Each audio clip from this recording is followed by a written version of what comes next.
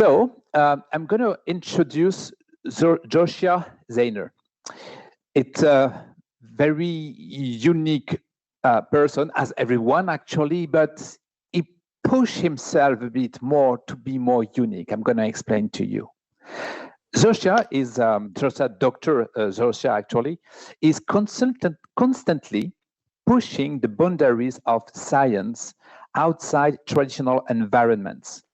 He started biohacking during his PhD in molecular biophysics at the University of Chicago, creating the chromocode in his apartment, the world's first musical instruments that use engineered protein nanotechnology. After his PhD, Josiah receiving a prestigious fellowship to work with NASA's synthetic biology program, engineering bacteria to help terraform Mars. He is now the founder and the CEO of Odin, ODIN, a company that is teaching people how to genetic engineering at home. So yesterday we had a lot of conference about philosophy. How could we think? How could we push boundaries with our mind or our thought, as well as explorer? How could we push our physical body maybe during sailings? Today it will be a bit different with the science, and we're going to start with Josiah. Josiah, it's a huge privilege to welcome you. Thank you very much to accept to talk to us for this Imagination Week. Thank you, and the floor is yours. Thank you. Thank you for having me. I'm really excited to be here. Yeah, perfect. I'm in Oakland, California right now, so it's 2 a.m. So if I sound a little out of sorts, that's why. Okay. Let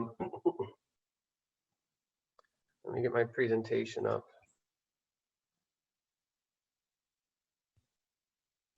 All right. All right. Can everybody see my presentation? Yes, we can. Great. All right. I like to stand up when I talk.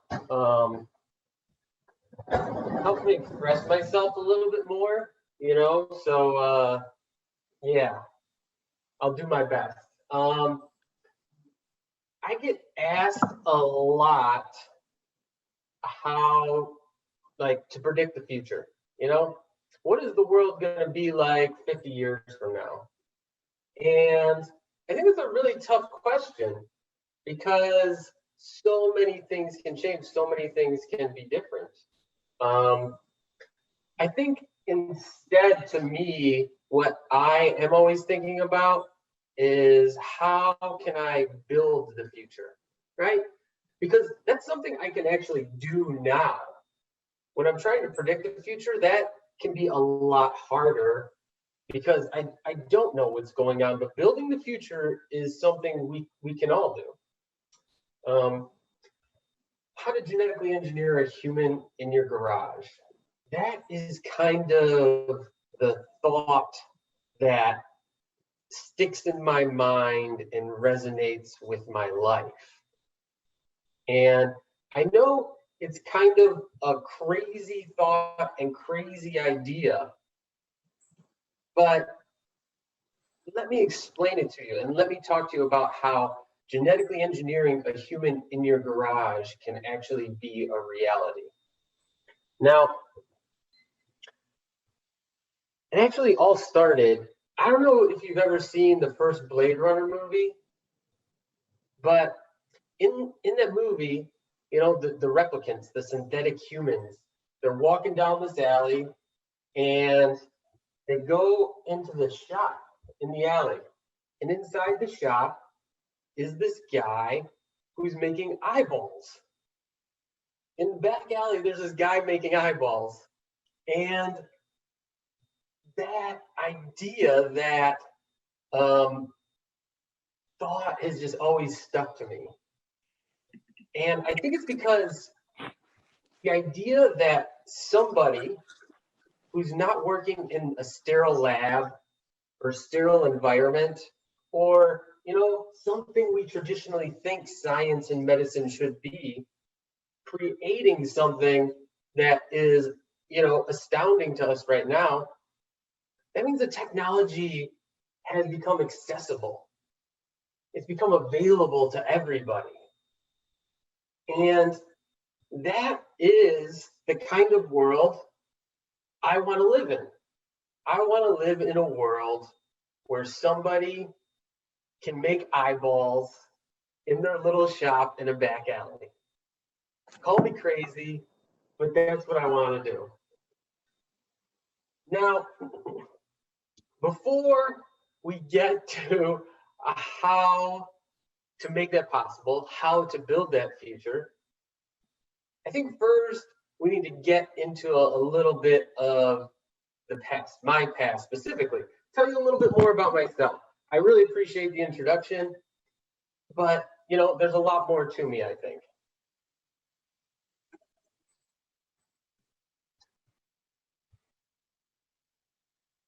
Now, I grew up in poverty, right? I had a rough childhood. My teenage years, I did terrible in school. You could see from the marks I received, I almost failed out of school, right? Now, the idea that doing something great is only available to select people who come from a specific background or do specific things, I think is completely untrue. And I think I'm a good example of that. And I'll tell you what, I think people who come from more diverse backgrounds, people who come from different backgrounds, in fact, have a better chance to affect the future. And that's because those people tend to think about the world differently. They've had different life experiences than most people. And those different life experiences allow them to see and piece together things in a way other people can't, right? Here's the thing. If you're trying to build the future, you're not going to do it by doing the same thing everybody else is doing, right? You're going to have to do something different. That doesn't mean you have to do something different your whole life, right? But you're going to have to find that thing that makes you unique and original and exploit that. To me, it wasn't being good at school. But seriously, honestly, that's why it's so crazy that I went on to receive my PhD. I'm going to be honest with you. I can't believe I went to school for so long,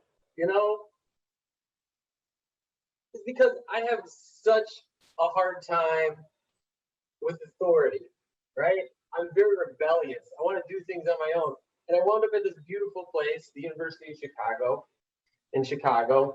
And there I learned that the reason school is so amazing and great is because in your life, you're never going to have that opportunity where you can dedicate that time to learning and knowledge, right?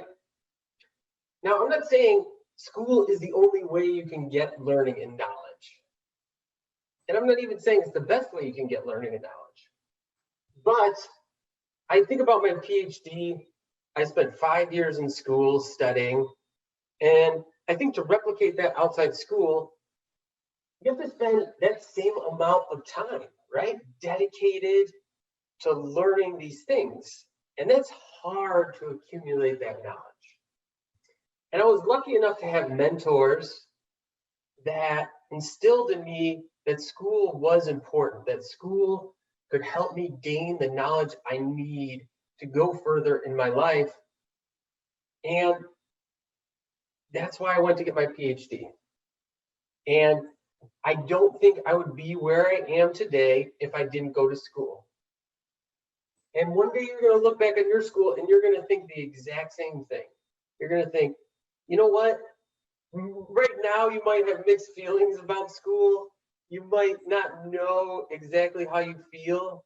But one day you're going to look back and you're going to be like, I don't think I would be where I am today without that, because you will, for the rest of your life, unless you continue in school, won't have that opportunity just to ingest all that knowledge.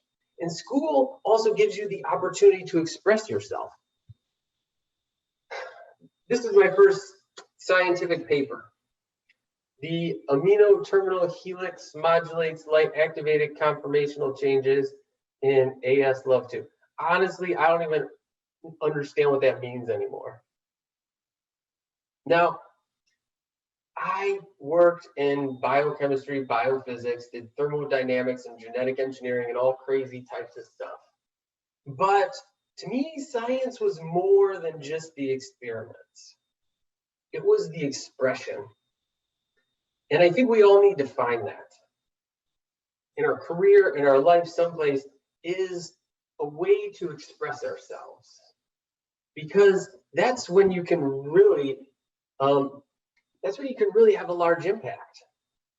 Now, if you go and you read this paper, I worked on this so hard. It was probably 3 years of work, went into the scientific manuscript, and I created all these figures, and I think personally, they're just so beautiful to me. And if you read this paper, honestly, if you read and understand this paper, you understand me, right? I put my heart and the soul into this science, into this paper. The problem was, and it like nobody can understand it. Like, there's like 5 people in the world who understand what's going on in this paper. Not because it's so complex and genius stuff. It's just because it's so niche.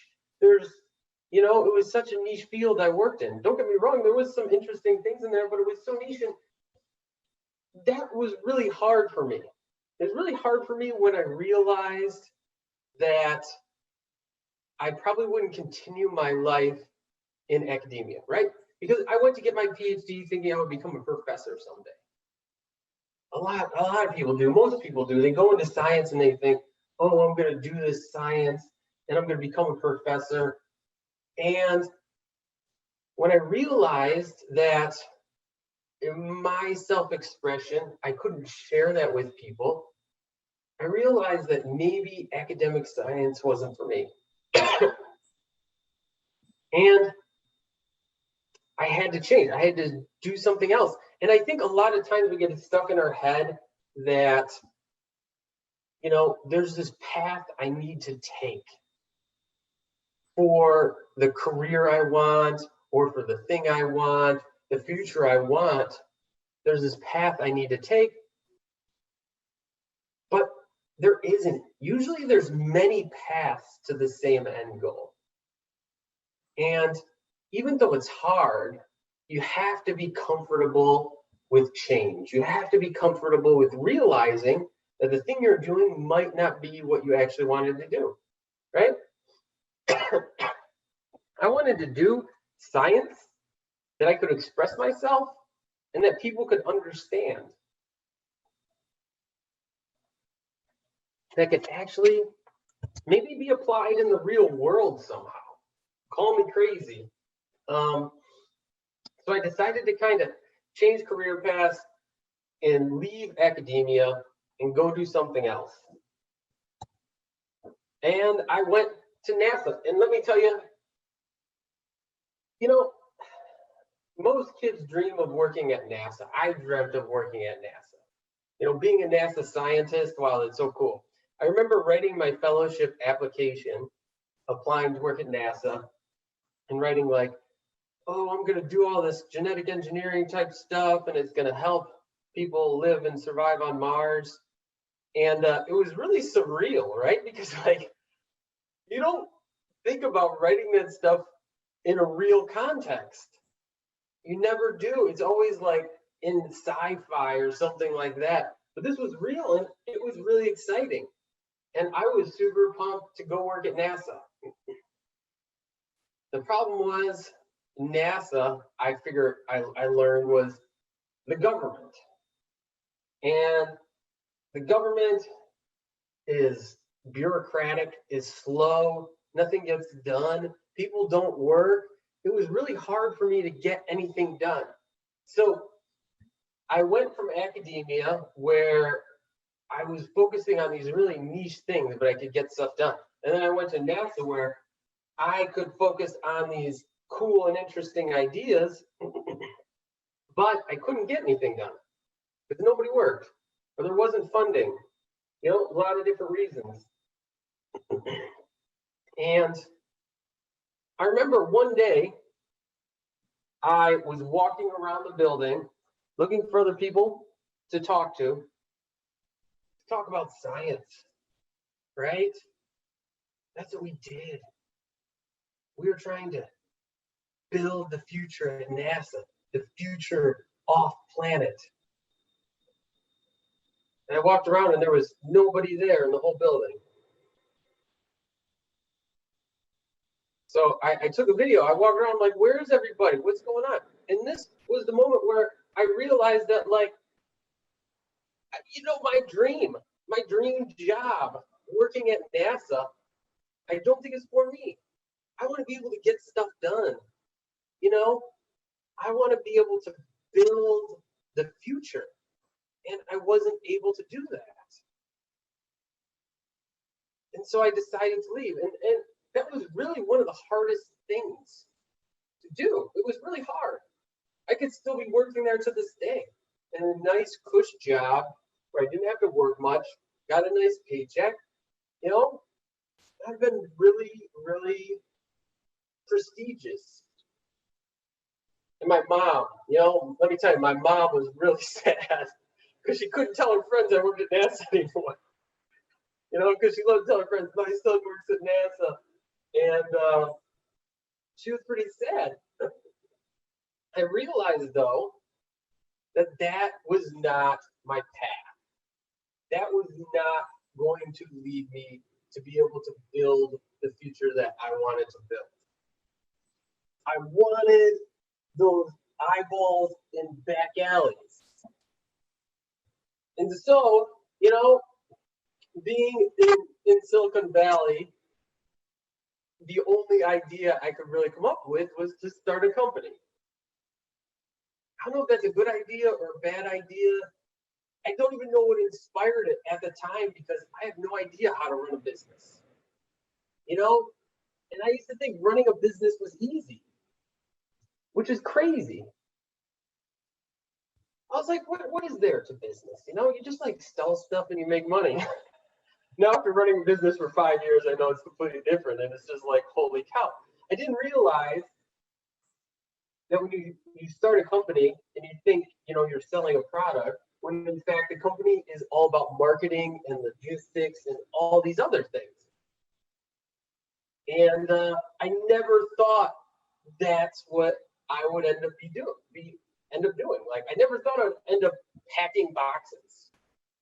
I never thought I would be doing marketing all the time, right? I never thought I'd have to figure out logistics of, how to transport biological materials across the world. And I started this company, the Odin, and the idea behind the company was that, genetic engineering, molecular biology, all these things, they're powerful technology, right? When you think about genetic engineering, you're changing the genetic code of matter, living programmable matter, right? A little seed that grows into a big tree. You can engineer that. I couldn't imagine a more powerful technology than that. And the problem was, at the time, 5 years ago, the only people who really had access to this technology were scientists in labs and at big companies. And I had a crazy idea. I thought, like, man, right? At one time, like, computers were the size of rooms, and computers were so powerful. And nobody ever thought that we now have a computer in our pocket. I thought maybe it'll be the same way about this technology. Maybe people can use this technology because you think about, synthetic biology and genetic engineering, medicines, right? All the coronavirus vaccines and things like that, right? All these come from understanding and programming genetic information. These RNA vaccines, that's what that is understanding and programming genetic information, right? And so if we can teach people to use this technology, in their homes, think about the amazing things we can have in the world. You know, like I always wanted cool stuff. I always wanted like dragons and lightsabers and time machines. And scientists are never working on this stuff. Right? Right? And like, why? Why is nobody trying to make a dragon? Like, it doesn't seem like, it seems like you could do it in 10 years or something. It doesn't seem like it would be impossible. Right? And I think it's because there's this lack of diversity, right? You have this people who come from similar backgrounds, who all think the same way, who are trying to get grants, who are trying to publish papers, or pharmaceutical companies who are trying to make money. And so these ideas that won't necessarily make money off the bat, or maybe more artistic, or you could never write a grant to get funded for or publish a paper on, I think these are the ideas that people in their home can explore, right? If you think about the number one operating system in the world, right? If you ask somebody, who do you think would build the number one most used operating system in the world? Well, people probably say, I don't know, like somebody from Stanford or MIT or Google or something like that. When in fact, it was a Finnish master student, Linus Torvalds. He started writing this operating system called Minix, which became Linux, which is now the foundation of Android, runs the most computer servers in the world, runs the most cell phones in the world, all from some guy in his apartment working on this thing. That's what people can change the world from their apartment, but they need access. They need access to this knowledge and these tools, right? And that's what my goal has been. It's changed, because you need to understand you can't do these things alone. If you're really trying to build the future, you're not going to be able to do it alone. As much as I try to do new and innovative stuff, and don't get me wrong, I do a lot. It doesn't matter. I'm only one person.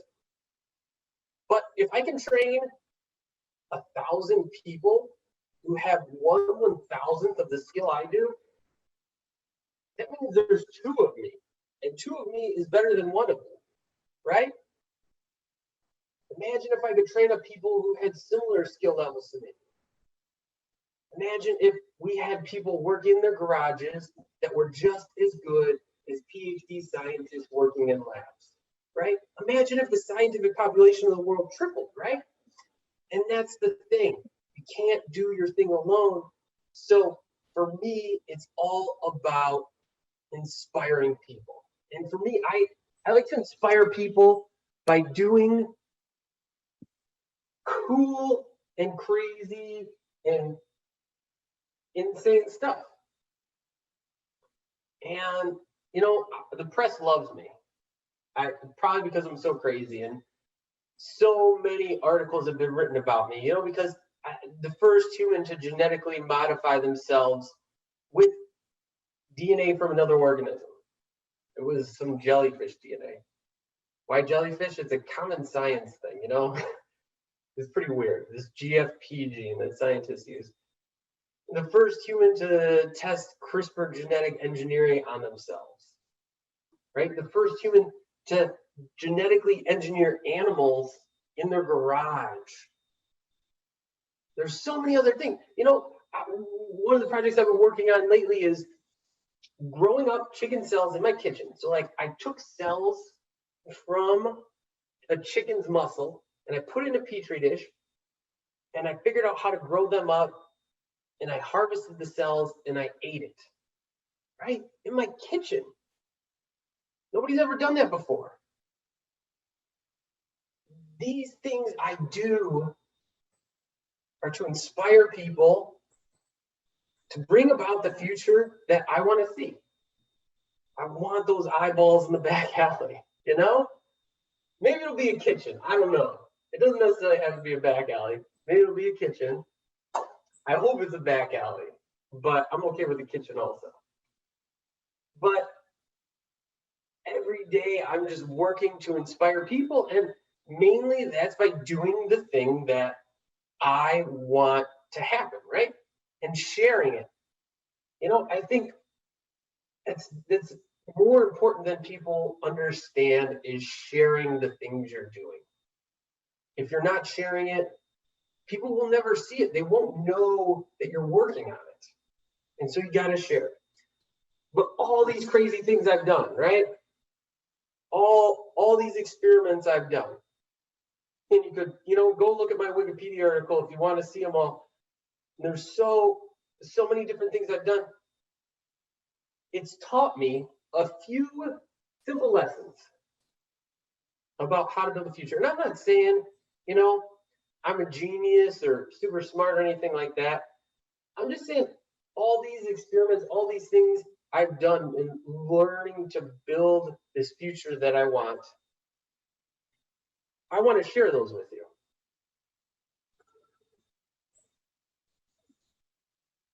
Right? Because it just starts with that one idea. And what's your idea, right? I think that's the thing. And it doesn't necessarily have to be like, oh, I want to stop global climate change or something like that. No, it could just be like a picture, a story, a thing you like, something you're interested in, right? To me, it was the eyeballs.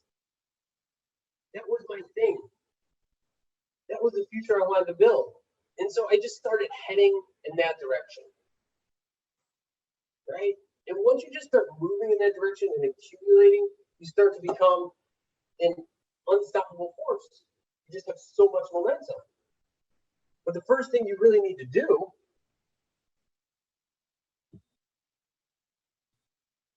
is learn. I've figured out that I have all my best ideas after I consume a lot of new information and knowledge. Right? After I've been reading a lot of stuff, and I'm not saying reading news articles and stuff like that. Not that there's anything wrong with news articles or something. I'm talking about the nitty gritty. You have an idea that you're interested in, and you go and you find the first person who thought about that. And you read their scientific paper or their treatise or their manuscript online, and the second person and the third person. And then you find people who, thought that was wrong, and you read what they thought, right? And you really get in there and try to understand things on the most basic fundamental level, right? There's this quote. I don't even know if it's real or not. But this quote that imagination is more important than knowledge, and I think that's totally not true, right? You need that knowledge to be able to use your imagination to create new and interesting things, right? If you don't have that, a lot of people come to me. It's so funny.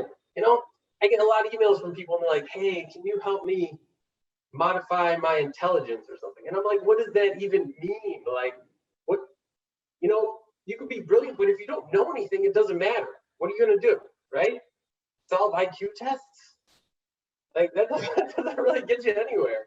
You need to be able to apply that and use that, so you need to have knowledge, some sort of knowledge. And like I said, the best ideas I have had came after I just consumed a lot of knowledge. And your mind just starts to, take things and, associate them and put them together, right? And you're obviously going to have a unique viewpoint because you're going to have a unique set of knowledge. And you don't even have to remember it all or memorize it or anything like that. Right? Just being able to have access, understanding, knowing that thing is out there. I think that's good enough. But once you have that knowledge, I think that's when the imagination comes into play.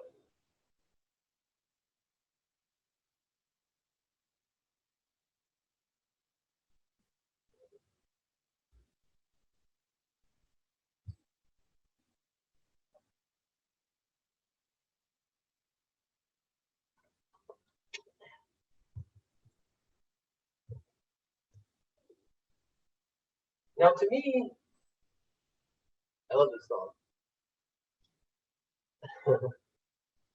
To me, imagination isn't, you know, purple unicorns or Pokemon. Not saying like, you know, those Pokemon didn't take imagination. They did. You know, there's a lot of fucking Pokemon, right?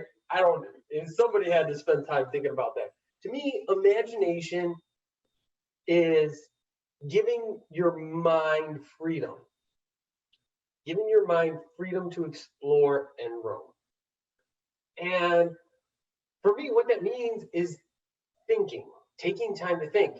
And you know, that sounds crazy and weird, but we live in the attention economy, right? Everything is vying for our attention.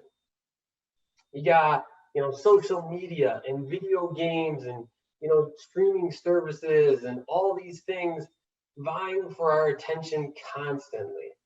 So in a world with so much to fill up our time and our mind, it's unique when you actually just are able to sit there and think about things unimpeded, without distractions, letting your mind explore. Now, when I first started to realize, you know, a lot of people say they have their best ideas in the shower. And that's because there's no distractions in the shower, right? You're in the shower and there's nothing to distract you. So your mind just starts to think and wander and explore. And you can start to imagine things and put things together. And, you know, you can start to really use your imagination to take advantage of the knowledge that you have. But you need time to think. And when I realized that thinking really helps spur these creative ideas and thoughts I had, I put it in my calendar. I scheduled every day 5 minutes just to think. No distractions, just to sit there and think about stuff. Whatever I wanted. Sometimes it was just let my mind wander. Sometimes it was a specific topic, but just let my mind think. 5 minutes isn't even a lot, but I challenge you to try it, you know? It can be a lot harder than you think to take those 5 minutes. And then once you start realizing how beneficial it is, you start seeking out that time. And that's what you know, what I like to do is I like to take a bath. I'll sit in the bath, turn off all the lights, and just sit there and relax and think and let my mind wander. Just let it go. And I have some of my best ideas. But if you don't give your mind time to assimilate that information, how do you expect to think of a new innovative thing if you never put in the time to think about it? How do you expect to come up with an idea that helps build the future if you never spend time thinking about it? You have to spend time thinking about it. You do. Spend time thinking about these things. And let me tell you, the ideas will come, but you have to put in the effort. Now you have your knowledge, you have your imagination, but ideas by themselves, you know, honestly, I think they're worthless. So many people come to me and say, hey, I got this idea, you know, you want to work on it with me, or you want to do this thing? It's not the idea, it's the execution of the idea.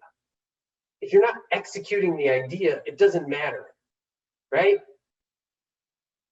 And when I started to think about how would one go about genetically engineering a human in their garage,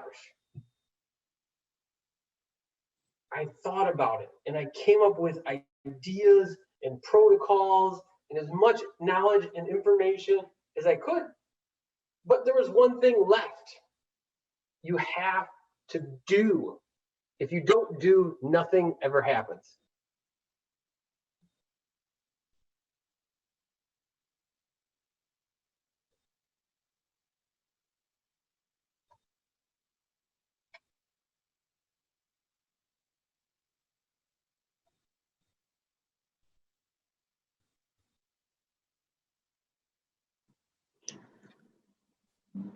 I'm sorry, Josiah, but we're not having the sound on your video.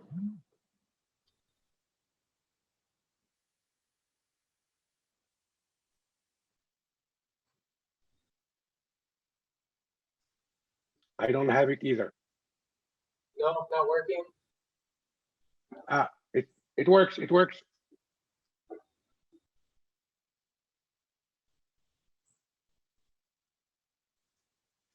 It works, Josiah. Not anymore.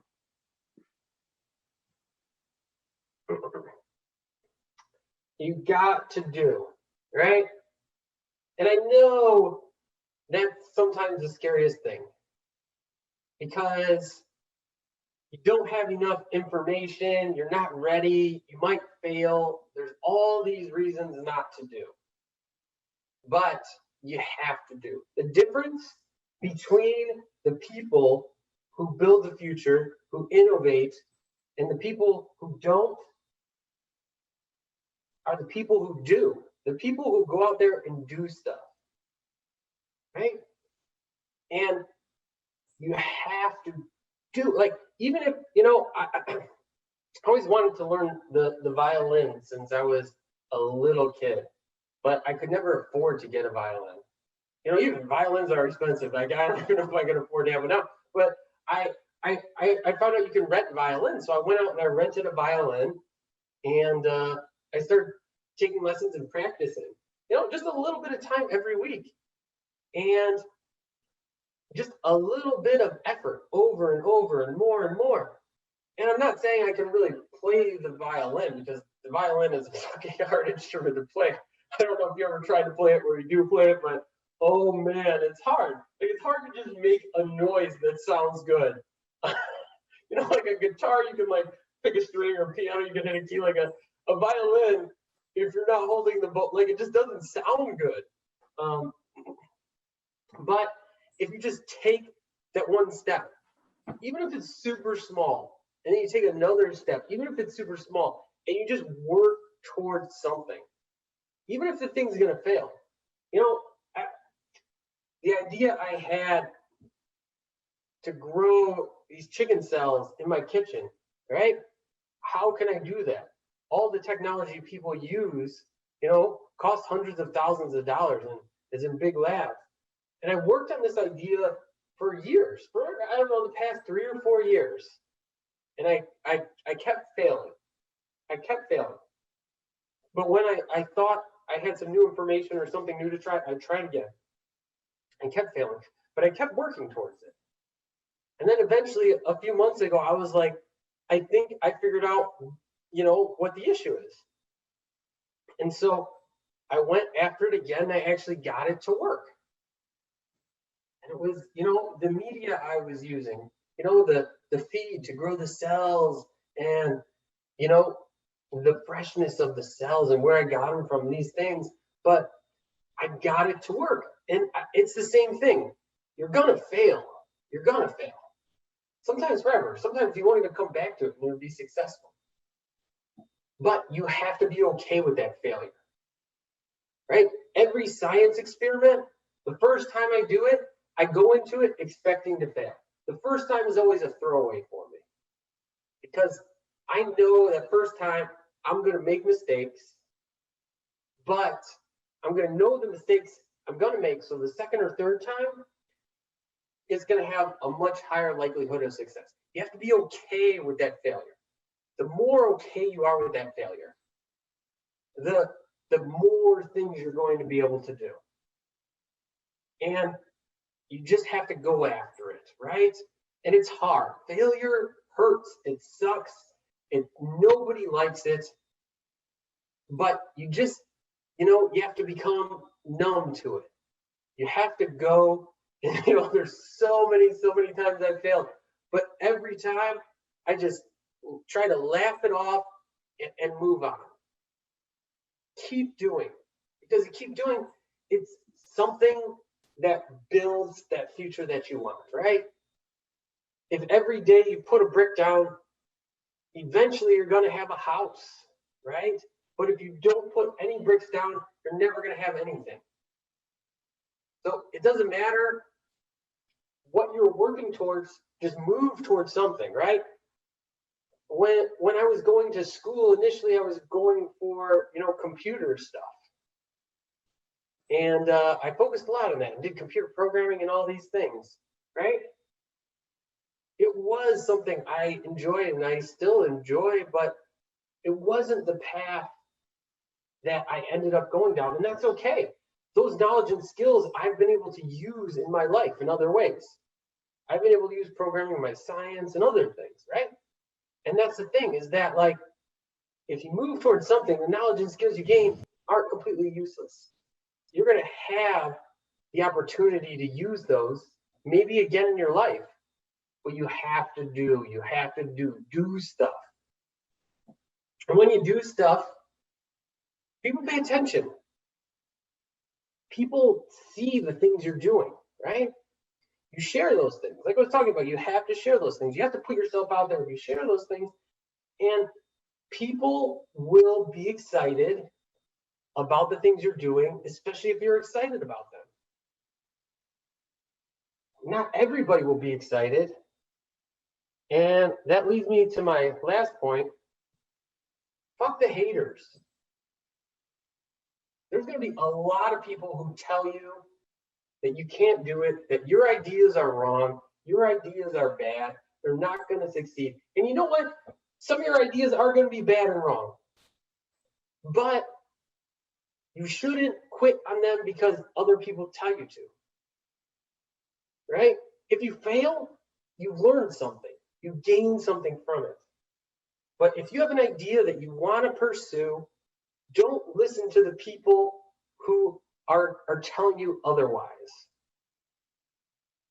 Like I get so many haters. It's because people don't understand necessarily what I'm trying to do.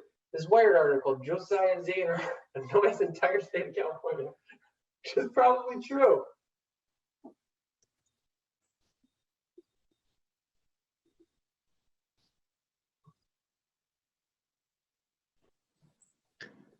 I'm sorry, Josiah, but the sound is not working.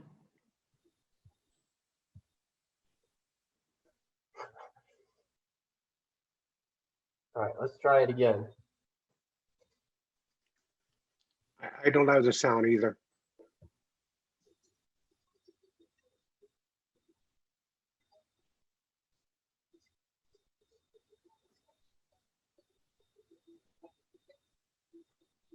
Oh, still not working, Josiah. That's fine. Yes, we do not have sound, fortunately. That's fine. It doesn't matter. The point was that, like, maybe I deserved this one, I'll be honest with you. But like, this is my idea of people doing stuff that we're not used to. People doing genetic engineering. CRISPR is a form of genetic engineering, and like doing genetic engineering in circumstances we're not used to, not in a sterile lab, not in a university, not in a pharmaceutical company or a clinical trial. And that's what I see. And it's from the eyeball, right? But people don't see that. People don't see what I say, because people can't see the future that I see and the things that I want to build. And I have to keep going forward, even though that happens. I see it. Other people aren't going to see it. Nobody's going to see it but you. And so you have to keep going forward despite everything that comes against you. I've been investigated for practicing medicine without a license. The charges were eventually dropped. It was just people didn't understand what I was doing. They made a law against my company. How do I know it was against my company? Because literally in the press release from the senator's office, it named my company, right? And I'm not doing anything wrong. I'm not trying to hurt people. I'm trying to teach people science, right? Science that can help build the future and change the world. And people don't understand that. People don't understand what I see. But whatever the haters say, I just keep going forward, and it's growing. When I originally started, there were probably like, I don't know, a dozen, 20, 50 different people who are trying to do science outside the traditional environment. Now there's tens, if not hundreds of thousands of people all across the world. My company has shipped Genetic engineering supplies to every country you can imagine, all over the world, all over Europe, China, Asia, Australia, right? South America, everywhere.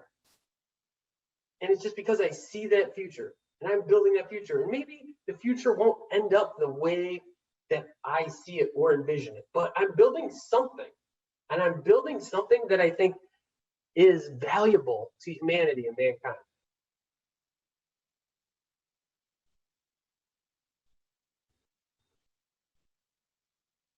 Now, that one idea, right? And maybe you don't know what your idea is yet. Maybe you don't know what your eyeball man is yet. But once you find that idea, you need to work towards building that future with everything you got, right? You need to go after it no matter what anybody says.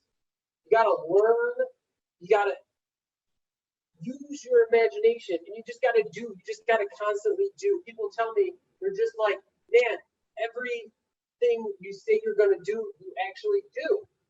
All these crazy ideas you have, you actually do. Be that person that people are like, wow, this person just does stuff. Because when you do that stuff and you innovate, it's going to allow you to build the future, not just envision the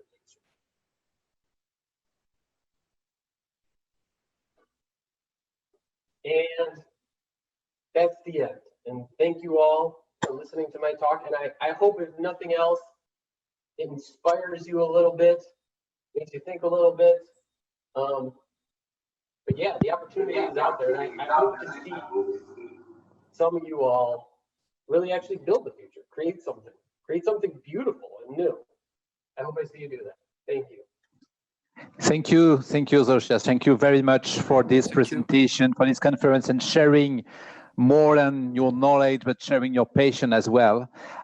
We have a lot of questions, of course, and if you can just answer quite with a short one, short answer, because actually I have a lot of questions I would like to live presentation also. So okay, that's nice. Thank you. So one question is I'm used to giving talks at conferences. Not right. Can you hear me? Yeah, you can. Right. Can you hear me, Josiah? Are we supposed to do like question and answer or something? Can you hear me? Isabel? Can you hear me or not? Javi? Josiah, can you hear us? Am I not able to hear something? You can or cannot? Am I missing something? Can you hear us? I cannot hear anybody. Can anybody hear me? Yes, we can hear you. Yes. Yeah? Yeah. We can hear you. Can't you? Can now? Can you? No, you can't. Does it work or no? All right. Hello. 1, 2. Does it work or not? No. I think he can't I would hear like you. tell a joke or something, but I don't know any jokes. Josiah? You. What could we do?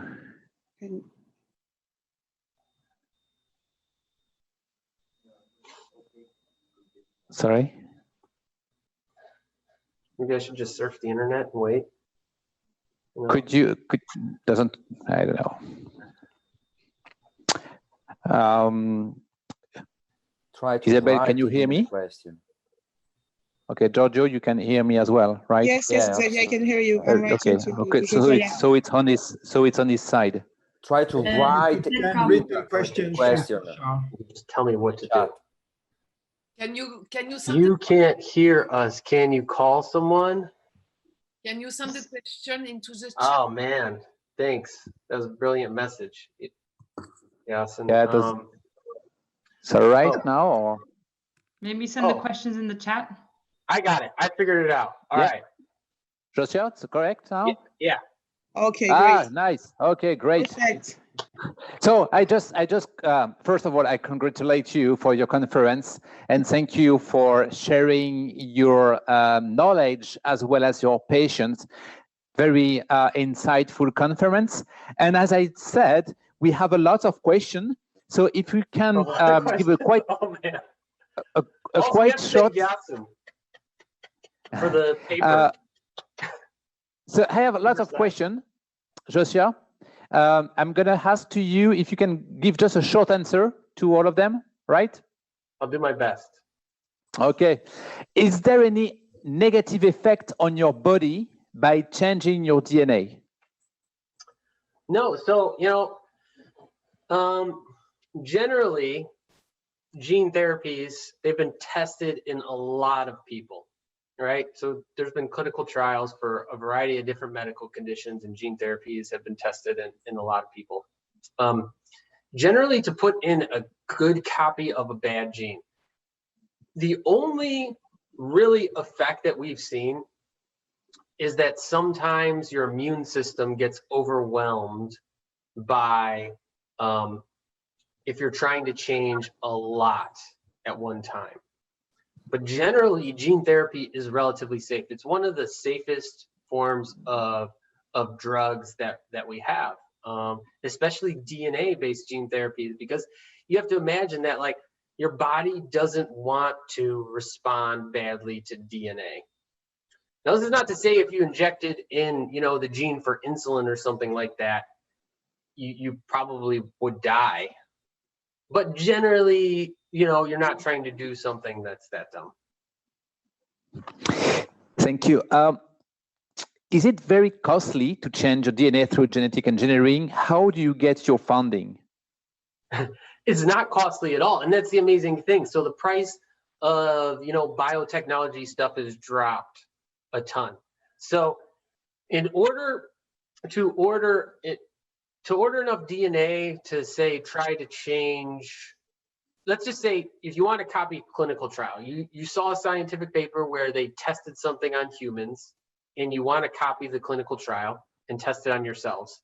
If it's a DNA-based gene therapy, generally the cost of synthesizing the DNA, so they'll actually make the DNA synthetically from scratch, that'll probably run you around $1,000 to $2,000.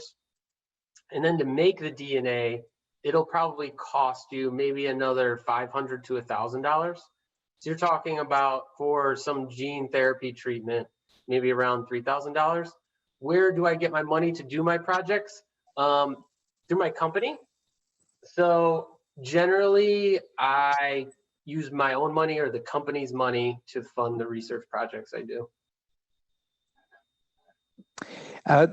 Doesn't genetics engineering cause human genome tampering in terms of designer babies and give particular advantage to the ones who can afford it? That's, that's the scary, genetic engineering is always, or genetics is always already leaning towards the people who can afford it, right?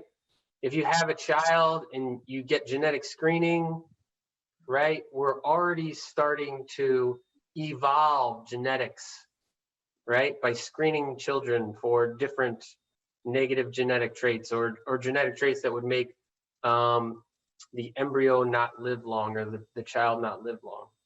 But the idea behind what I'm doing is if you try to make everything accessible, right? If you try to make sure the distribution is equal, then that kind of levels the playing field. William Gibson, he said, the future is already here, it's just not equally distributed. And I think that's the truth, is that what I'm trying to do is just trying to make the science, the technology equally distributed across social classes. It means that, quite close to another question, it means that, is it fully controlled by pharmaceutical companies, for instance, or do you think that they exaggerate a bit the work they do, pharmaceutical companies?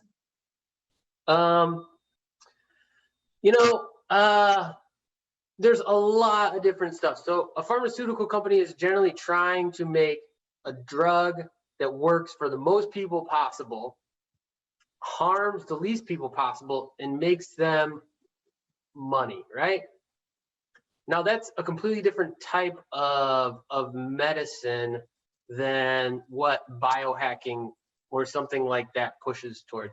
Biohacking is more about individual treatments, which right now there's no real good regulatory way to deal with that. Finding a treatment for yourself that might not necessarily help other people.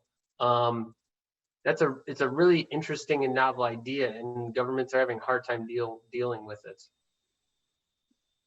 Where do you draw the line between being creative with experimentation and safety? Being creative and being crazy.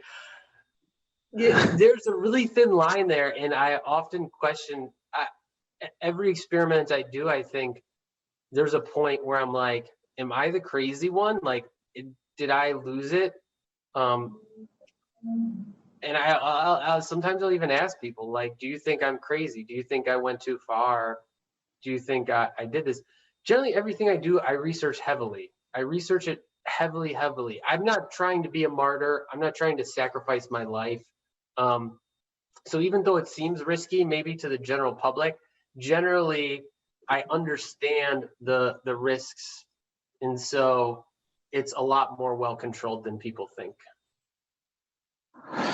Right. There is another question that some students ask about your left arm, and to make sure that your left arm is now correct and that's okay now about what you've done with it.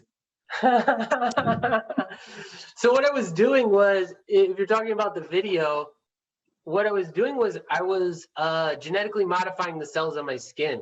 And then in order to test if it actually worked, I had to remove the cells, right? Because that's the only way to test, to look at the genes in there. So I had to remove the cells, and so I had to take a biopsy of my skin. That was the only way to really figure out what was going on. And so I have little round circle scars on my arm. It was successful though, which was really cool. But yeah, it was the only way to really figure out what was going on. So I had to sacrifice a little bit of skin. Another point is, how do you respond to the fear that bioengineering creates for peoples who, as you say, do not understand what you try to do? But actually, we can extend this question to what happened with anti-vaccine, for instance, people. I generally, a lot of people, when they see people, especially in science, that they think don't understand science, they try to educate them or tell them they're wrong or correct them.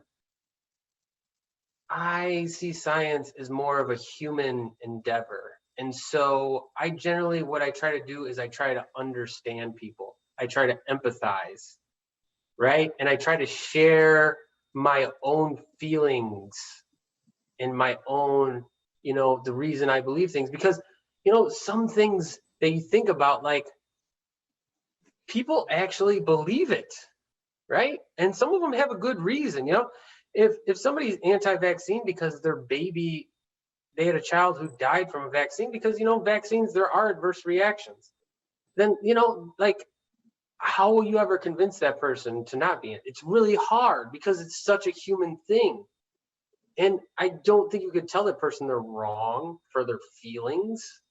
Maybe they're wrong scientifically, but they're not wrong for their feelings. And so the most people that I've ever convinced has been through understanding their point of view and sharing my point of view, trying to be loving, trying to be understanding, instead of trying to correct them.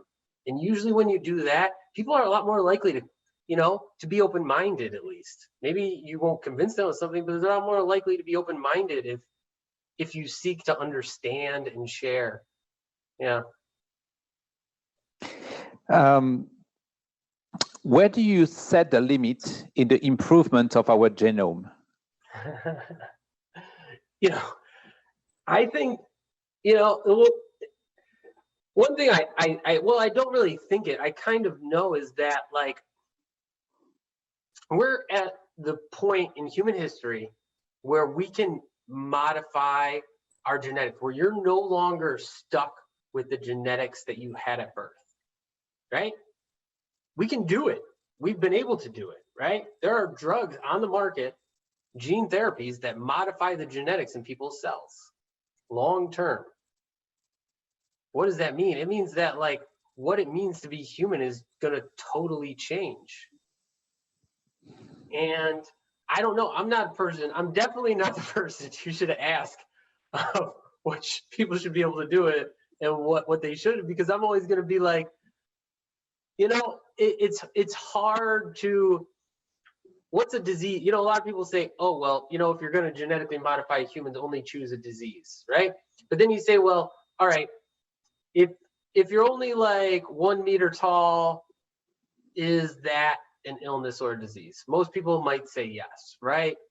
Being one meter tall, that's, you know, it's probably an illness or a disease we should treat.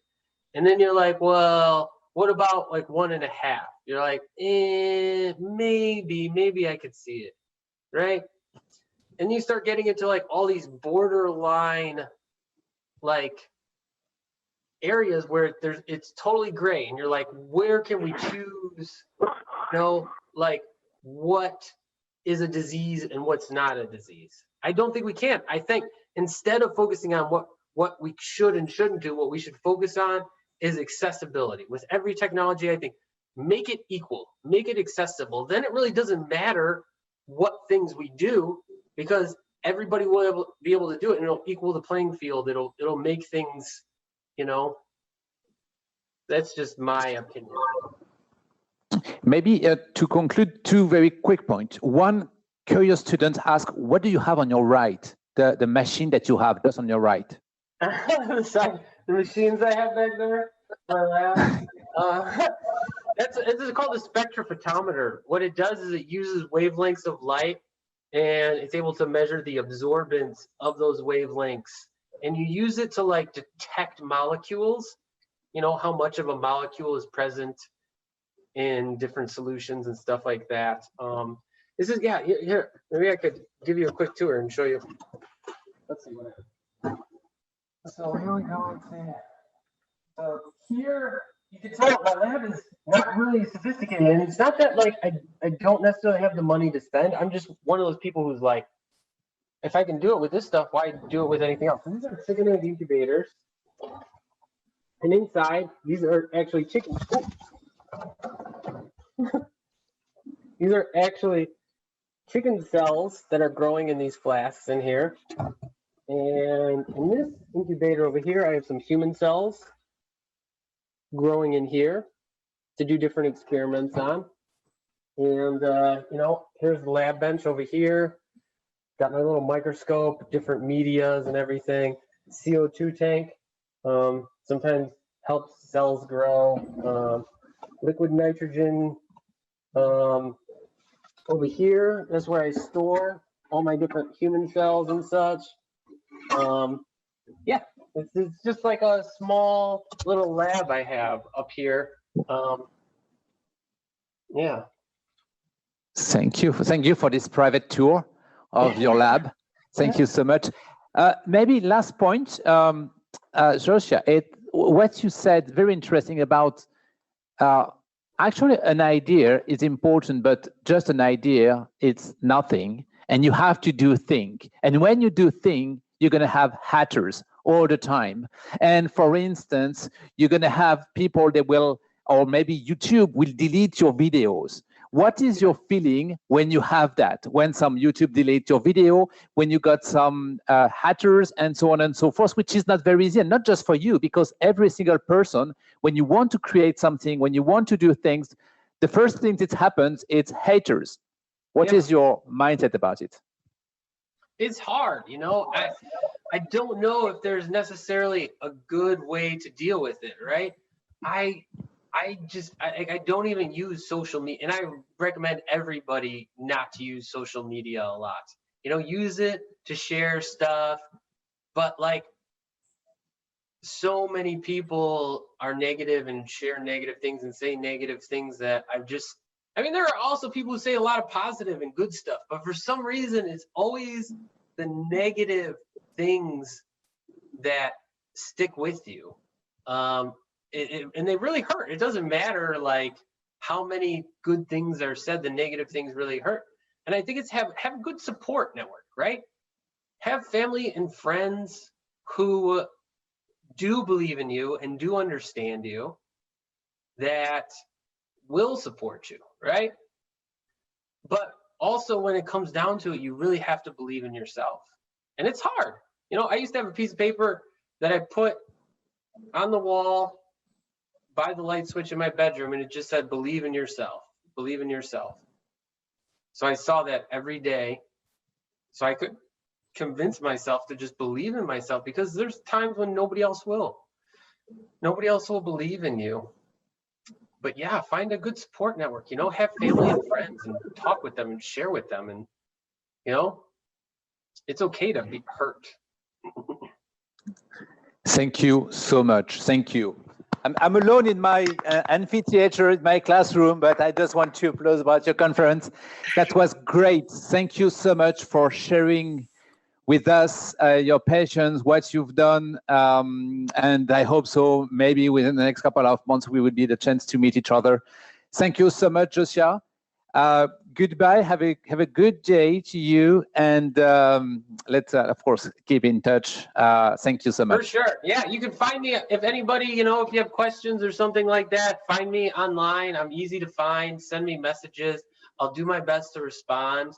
Yeah, look me up and find me. I'm around, and I'm definitely available to chat when I can. But thank you for having me. I really appreciate it. It was fun. Thank you. Bye-bye.